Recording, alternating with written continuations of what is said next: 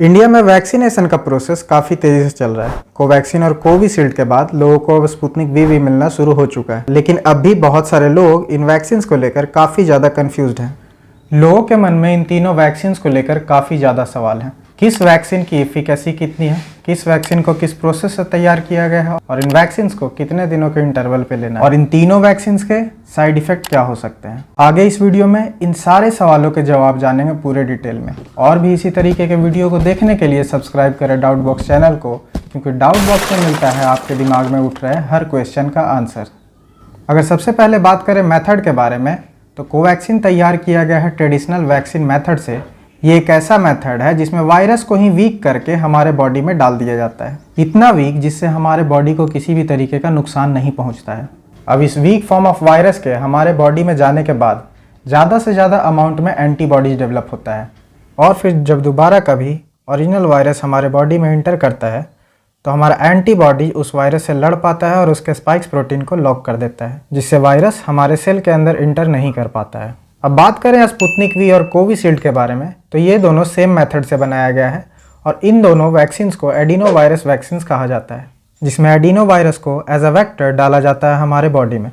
Adeno virus एक ऐसा group of virus है जिसके बॉडी में इंटर करने पे आमतौर पे रेस्पिरेटरी इलनेस, फीवर, कफ, पिंक आई जैसे सिम्टम देखने को मिलते हैं। बट स्पुतनिक वी और कोविशील्ड में ऐसे एडिनो वायरस का यूज किया जाता है जिससे हमारे बॉडी को किसी भी टाइप का नुकसान नहीं पहुंचता है। इस एडिनो वायरस में ओरिजिनल कोरोना वायरस के स्पाइक प्रोटीन के जीन को डाल दिया जाता है, और जब ये हमारे बॉडी में इंजेक्ट किया जाता है तब ये कोरोना वायरस के स्पाइक प्रोटीन का जीन हमारे बॉडी में ओरिजिनल कोरोना वायरस के स्पाइक प्रोटीन को जनरेट करता है, जिससे हमारे बॉडी में इस स्पाइक को रोकने और आइडेंटिफाई करने वाले एंटीवायरस डेवलप हो जाते हैं।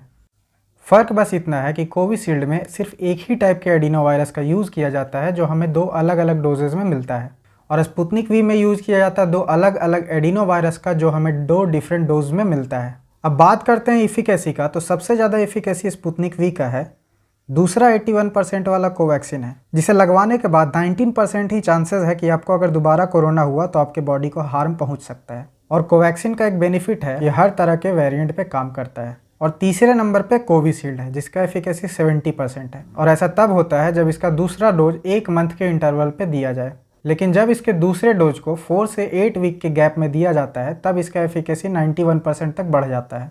और बात करते हैं मैन्युफैक्चरिंग के बारे में, तो कोवैक्सीन पूरे तरीके से इंडियन वैक्सीन है जिसे भारत बायोटेक बना रहा है। वहीं कोविशील्ड को बना रहा है सीरम इंस्टीट्यूट ऑफ इंडिया, जो कि एक यूके बेस्ड वैक्सीन है, ऑक्सफोर्ड यूनिवर्सिटी एस्ट्राजेनेका का। और अब अगर बात करें स्पुतनिक वी का, तो ये एक रशियन वैक्सीन है जिससे अब इंडिया में डॉक्टर रेड्डीज लेबोरेटरी के साथ 5-6 कंपनी मैन्युफैक्चरिंग कर सकता है।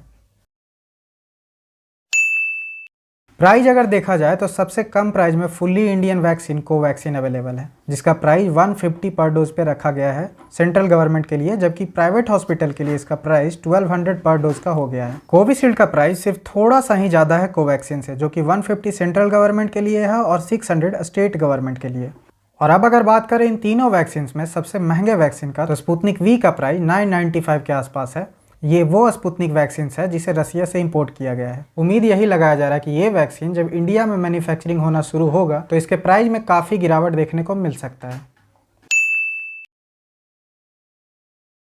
आमतौर पे जब इन वैक्सीन को हमारे बॉडी में इंजेक्ट किया जाता है तो हमारे एंटीबॉडीज और इम्यून रिस्पॉन्स के वजह से कुछ साइड इफेक्ट देखने को मिल सकते हैं, जो कि काफ़ी ज़्यादा कॉमन है। इसमें घबराने जैसी कोई बात नहीं। भारत बायोटेक की तरफ से कोवैक्सीन के लिए जो साइड इफ़ेक्ट मेंशन किया गया है वो आप साफ साफ देख सकते हैं। जहाँ पे हमें इंजेक्शन लगाया जाएगा, यानी कि हमारे अपर आर्म्स में, वहाँ हमें स्वेलिंग या रेडनेस देखने को मिल सकता है। आपके बॉडी में आपको हल्का फीवर महसूस हो सकता है, जो काफ़ी ज़्यादा कॉमन है। कोवैक्सीन लेने वाले ज़्यादातर लोगों में फीवर का साइड इफ़ेक्ट ही देखने को मिला है।